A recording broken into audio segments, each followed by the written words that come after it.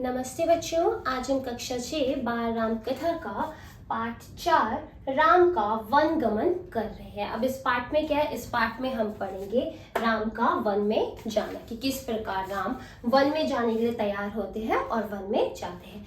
पिछले पाठ में हमने पढ़ा था कि जो रानी कैकेयी थी वह दशरथ से अपने 2 वरदान मांगती है। एक तो मांगती है भरत का राज्याभिषेक और दूसरा मांगती है राम का 14 वर्ष का वनवास। अब पूरी रात ऐसे ही राजा दशरथ उसके सामने समझाते रहते हैं, गिड़गिड़ाते रहते हैं, डराते धमकाते, हर तरीके से रानी कैकेयी को समझाने की कोशिश करते हैं, बट रानी कैकेयी मानने को तैयार नहीं होती। अब उससे आगे ही हम यहाँ पढ़ रहे हैं, तो शुरू करते हैं। कोप भवन की घटनाक्रम की जानकारी बाहर किसी को नहीं थी। किसी को भी बाहर नहीं पता था कि राजमहल के कोप भवन में क्या चल रहा है। यद्यपि सभी सारी रात जागे थे, सभी लोग सारी रात जागे हुए थे और राम के राज्याभिषेक की तैयारियों में लगे हुए थे। कैकेयी अपनी जीत पर अड़ी हुई। राजा दशरथ उन्हें समझाते हुए, नगरवासी राज्याभिषेक की तैयारी करते हुए, गुरु वशिष्ठ की आंखों में भी नींद नहीं थी। मतलब सब लोग सुबह की तैयारियों में लगे हुए थे। एक तरफ जहां राजा दशरथ कोप भवन में कैकेयी को मना रहे थे, कैकेयी अपनी बात पे अड़ी हुई थी, वहीं बाहर सब राम के राज्याभिषेक की तैयारियों में लगे हुए थे। अब गुरु वशिष्ठ की आंखों में भी नींद नहीं थी। आखिर राम का अभिषेक था। दिन चढ़ने के साथ साथ चहल पहल और बढ़ गई। हर व्यक्ति शुभ घड़ी की प्रतीक्षा में था। हर किसी को इंतजार था उस समय का जब राम का राज्याभिषेक किया जाएगा।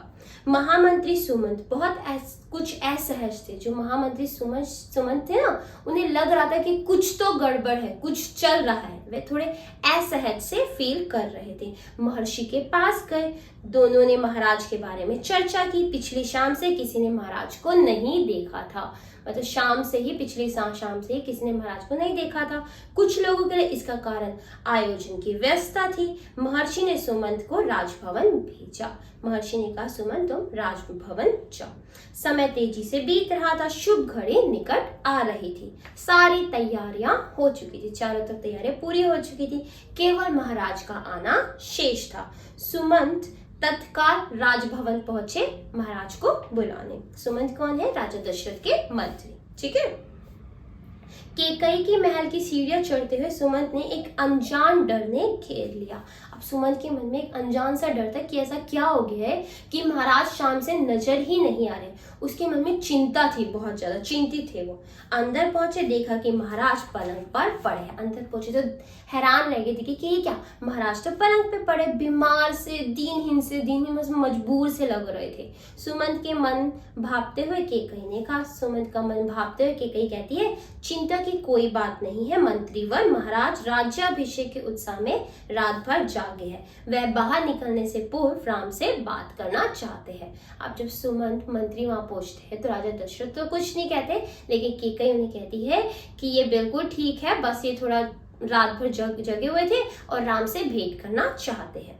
वह अब सुमंत पूछता है, कैसी बात, क्या बात करनी है राजा दशरथ को? वह कहती, मैं नहीं जानती, अपने मन की बात वह राम को ही बताएंगे। अब कैकेयी बड़ी चालाक बनती है। वह मंत्री को कुछ नहीं बताती, क्योंकि उसे पता है मंत्री को बताएंगे तो गड़बड़ हो जाएगी। वह डायरेक्ट राम के ही सामने बात करना चाहती थी। वह कहती है, वह राम को ही बताएंगे, आप उन्हें बुला लाइए। दशरथ ने बहुत क्षीण स्वर में राम को बुलाने की आज्ञा दी। क्षीण मतलब धीरे स्वर में। ठीक है। सुमंत के मन में कई तरह की आशंकाएं थी। अब सुमंत को चिंता होती, बहुत सारे की आशंकाएं थी कि पता नहीं क्या होने वाला है, क्यों बुलाया है, राजा दशरथ कुछ बोल नहीं रहे हैं, कैकेयी ही जवाब दे रही, चक्कर क्या है। पर वह उन्हें टालते रहे, मन में टालते रहे कि कुछ अनहोनी नहीं होगी, बस वो यही करते रहे। राम के निवास के बाहर भारी भीड़ थी। जहाँ निवास रहते थे राम जी, उसके बाहर बहुत ज्यादा भीड़ थी। लक्ष्मण भी वहीं थे। भवन को सजाया गया, उसकी चमक दमक देखने योग्य थी। सुमंत को देखकर कोलाहल बढ़ गया और ज्यादा शोर बढ़ गया। लोगों के लिए यह एक संकेत था कि राज्याभिषेक के लिए राम को आमंत्रित करने का। लोगों को लगा कि मंत्री जी आए हैं तो ऑफकोर्स राम को राज्याभिषेक के लिए बुलाने के लिए आए होंगे। सुमंत ने कहा, राजकुमार महाराज ने आपको बुलाया है, आप मेरे साथ ही चलें। कुछ ही पल में राम वहां पहुंच गए।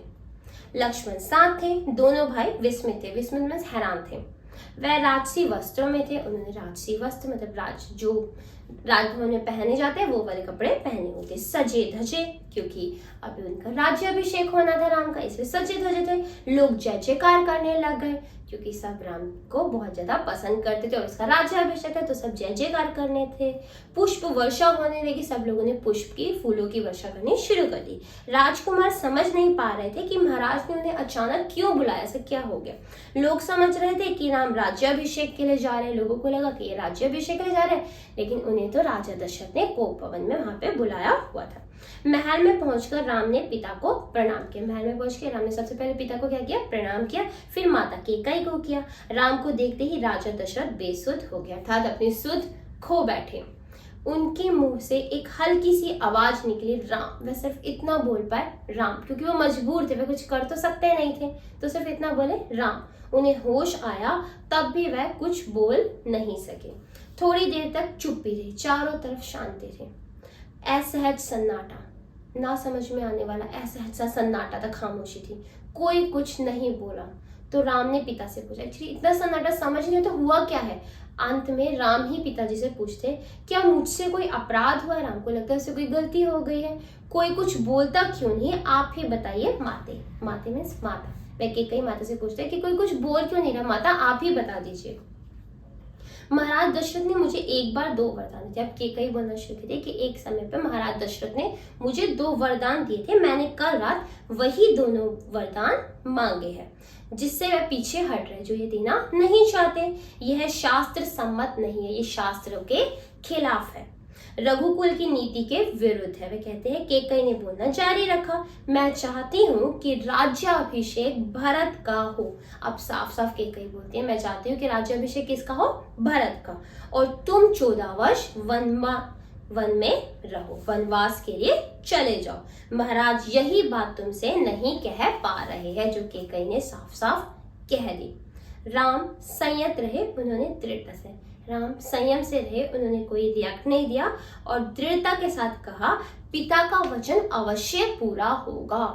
राम ने पिता का वचन मानने के लिए हामी भर दी। भरत को राजगद्दी दी जाए, मैं आज ही वन चला जाऊंगा। राम ने बड़े विनम्रता से ये बात कह दी। राम की शांत और सदी हुई वाणी सुनकर केकई के चेहरे पे प्रसन्नता छा गई। केकई खुश हो गई कि राम तो बड़े प्यार से मान गया, उसे लगा शायद विरोध करेगा, बट राम ने प्यार से दोनों ही वचन मान लिए। उनकी मनोकामना पूर्ण हो गई। राजा दशरथ चुपचाप सब कुछ देख रहे थे, जो कुछ कहने की स्थिति में ही नहीं थे। क्या करते वो, स्पंदहीन, जिसमें कोई वो ही ना हो, हलचल ही ना हो, बिल्कुल शांति से बस देख रहे थे हो क्या रहा है। केकई की ओर देखते हो, उनके मुंह से बस एक शब्द निकला, धिक्कार। सिर्फ उन्होंने एक शब्द बोला केकई के लिए, धिक्कार। केकई के महल से निकलकर राम सीधे अपनी माँ के पास गए। उन्होंने माता कौशल्या को केकई भवन का पूरा विवरण सुना दिया, सब कुछ बता दिया कि ऐसे ऐसे केकई भवन में हुआ, और अपना निर्णय सुनाया कि राम वन जाएंगे। उन्होंने ये बात बता दी कि अब मैं वन जा रहा हूँ। कौशल्या यह सुनकर सुध खो बैठी। कौशल्या को समझ नहीं क्या हुआ, अभी तो राज्याभिषेक होने वाला था और अब वन, उसको कुछ समझ ही नहीं आया। लक्ष्मण अब तक शांत थे, लक्ष्मण बिल्कुल शांत थे, पर क्रोध से भरे हुए। लक्ष्मण को क्रोध आ रहा था, गुस्सा आ रहा था। राम ने समझाया और उनसे वन जाने की तैयारी के लिए कहा। कौशल्या का मन था राम को रोक ले, वन ना जाने दे, राजगद्दी छोड़ दे, पर वह अयोध्या में तो रह गए।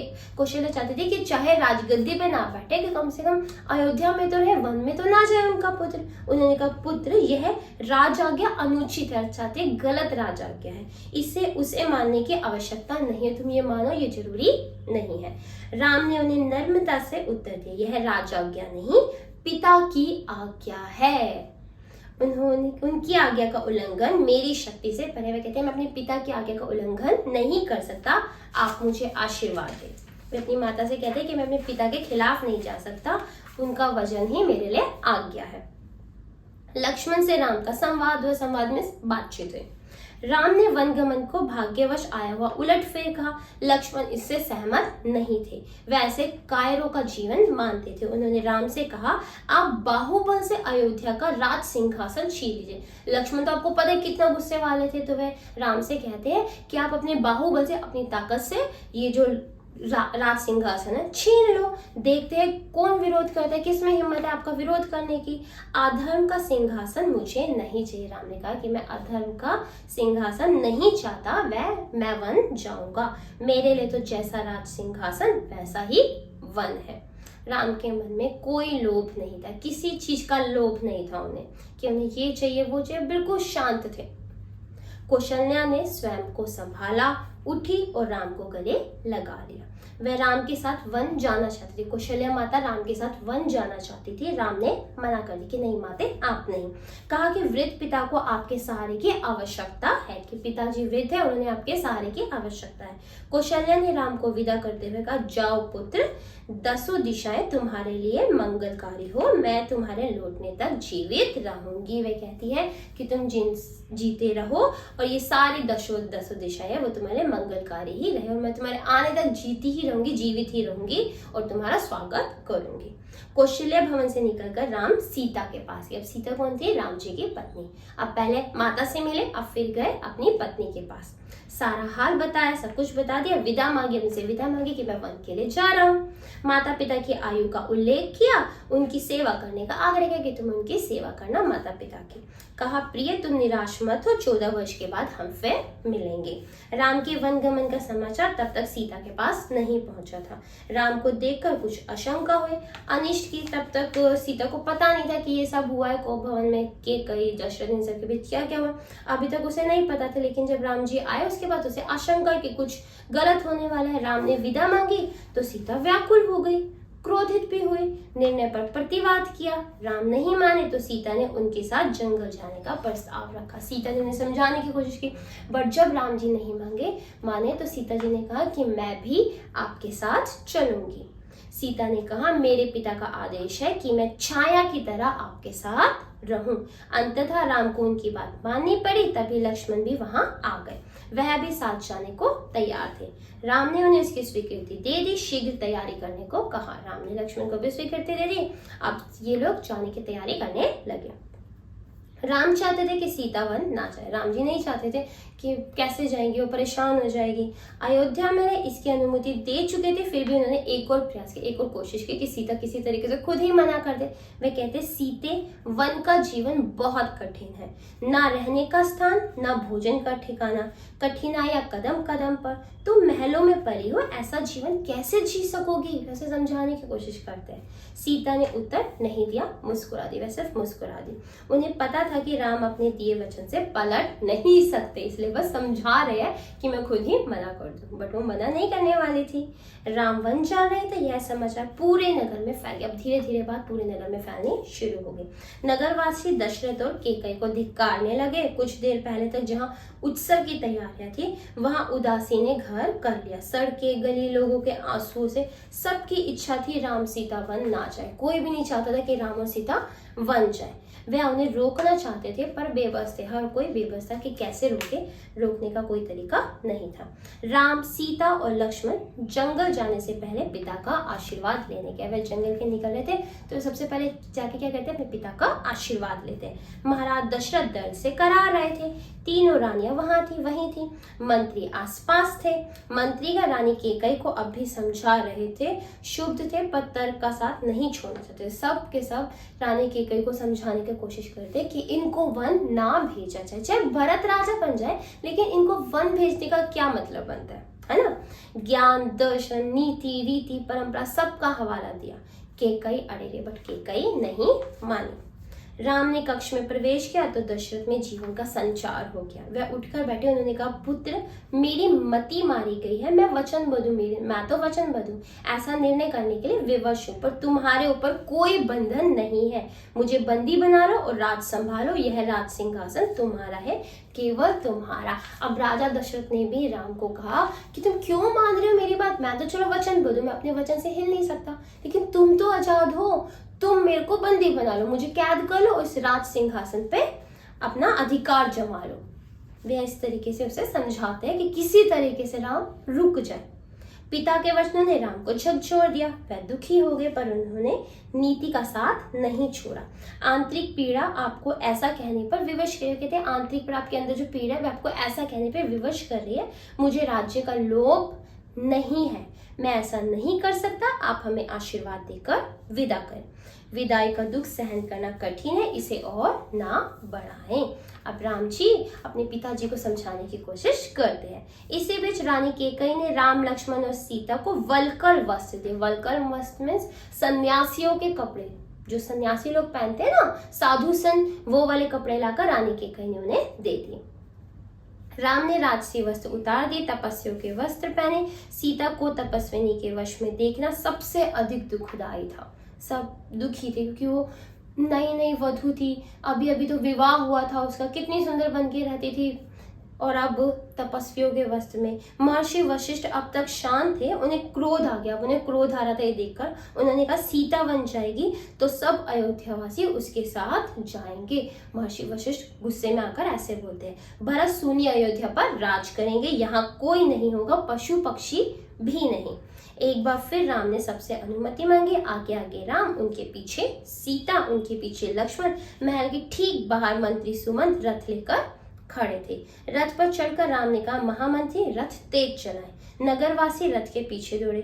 अब जैसे ही वो बैठते हैं रथ पे, महामंत्री रथ चलाते हुए कहते हैं, आप रथ को तेज चलाइए ताकि नगरवासी हमारा पीछा ना कर पाए, क्योंकि पूरा का पूरा नगर राम जी के पीछे चल पड़ा था। कोई भी अयोध्या में रहने को तैयार ही नहीं था। हर कोई अपना घर बार छोड़ के राम जी के साथ वन जाना चाहता था। राजा दशरथ और माता कौशल्या भी पीछे गए। सब रो रहे थे, सबकी आंखों में आंसू थे। पुरुष, महिलाएं, बूढ़े, जवान, बच्चे मीलों तक नंगे पांव दौड़ते रहे। राम यह दृश्य देखकर विचलित हो गए। राम बहुत विचलित हुए, परेशान हो रहे थे, भावुक भी। उनसे यह देखा नहीं जा रहा था। उन्होंने सुमंत से रथ को और गति हाँकने का, सुमंत से कहा कि तुम और भी ज्यादा तेज रथ चलाओ ताकि लोग हार जाए और थक कर पीछे छूट जाए और अपने घर को लौट जाए। राम नहीं चाहते थे कि सब लोग परेशान हो और उनके साथ राजकाज का सारा राज्य से निकलकर वन में आके बस जाए, वैसा नहीं चाहते थे। इसलिए सुमंत से कहते, सुमंत कौन था? मंत्री। उसे कहते कि तुम तेज रथ चलाओ ताकि सब पीछे रह जाए। राजा दशरथ लगातार रथ की दिशा में नजरें गड़ाए रहे, खड़े रहे जब तक रथ आंखों से ओझल नहीं हो गया। रथ दिखता हुआ बंद हो गया तो वह धरती पर गिर गए। राजा दशरथ वहीं धरती पर गिर गए जब उन्हें रथ दिखना बंद हो गया। रथ दिन भर दौड़ता रहा, वह अभी दूर था। तमसा नदी के तट पर पहुंचते पहुंचते शाम हो गई। वनवासियों ने रात वहीं बिताई। अगली सुबह वे दक्षिण दिशा की ओर चले। हरे भरे खेतों के बीच से गोमती नदी पार कर राम, सीता और लक्ष्मण सेई नदी के तट पर पहुंचे। महाराज दशरथ के राज्य की सीमा वहीं समाप्त हो जाती है। महाराज दशरथ के राज्य की सीमा से वह आगे निकल गए। राम ने मुड़कर अपनी जन्मभूमि को देखा और उसे प्रणाम किया। कहा, हे जननी, अब 14 वर्ष बाद ही तुम्हारे दर्शन कर सकूंगा। उसने अपनी जन्मभूमि को छोड़ दिया। राम शाम होते होते वे गंगा के किनारे पहुंच गए। शाम होते आगे बढ़ते बढ़ते कहाँ पहुंच गए? गंगा के किनारे। श्रृंगवेरपुर गांव में निषादराज गुह ने उनका स्वागत किया। राम ने रात वहीं पर विश्राम किया। गुहराज के अतिथि के रूप में वन क्षेत्र आ गया था। नदी के उस पार वे वन क्षेत्र में पहुंच गए थे। अगली सुबह राम ने महामंत्री को समझा बुझाकर वापस भेज दिया। अगली सुबह उन्होंने महामंत्री को भी समझा और कहा कि आप वापस जाइए।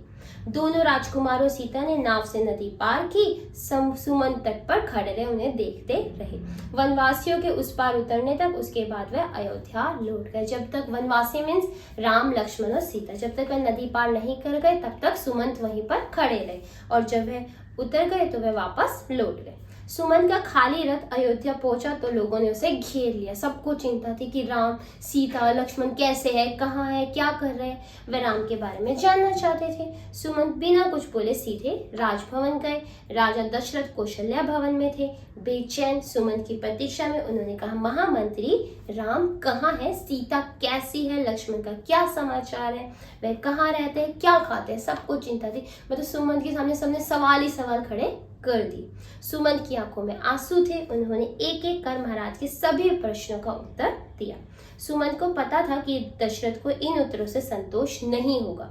महाराज की बेचैनी बनी रही, बढ़ती गई। वनगमन के 6ठे दिन दशरथ ने प्राण त्याग दिए। वनगमन का 6ठा दिन था। उस दिन दशरथ ने अपने प्राण त्याग दिए, अर्थात वह मर गए।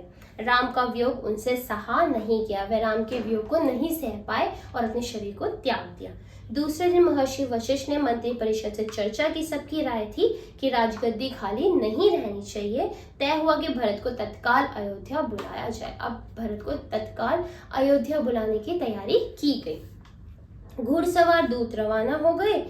इस निर्देश के साथ ही उन्हें अयोध्या की घटनाओं के संबंध में मौन रहना, ये निर्देश दिया गया कि जो घुड़सवार भरत को बुलाने जा रहे हैं वह उसे यहाँ पे जो कुछ भी अयोध्या में कुछ भी नहीं बताएंगे। मतलब जो भी उन्हें पता चलना है वापस आने के बाद ही बताना है, रास्ते में कुछ भी नहीं बताना। तो बच्चों ये था पाठ जहाँ पे राम जी, लक्ष्मण जी और सीता माता वन के लिए निकल जाते हैं। पूरा का पूरा राज्य उनके साथ चलने के लिए तैयार रहता है, बट वह आगे निकल जाते हैं, आगे चलते हैं। और छठे दिन क्या होता है, दशरथ की मृत्यु हो जाती है और फिर बुलाया जाता है भरत को।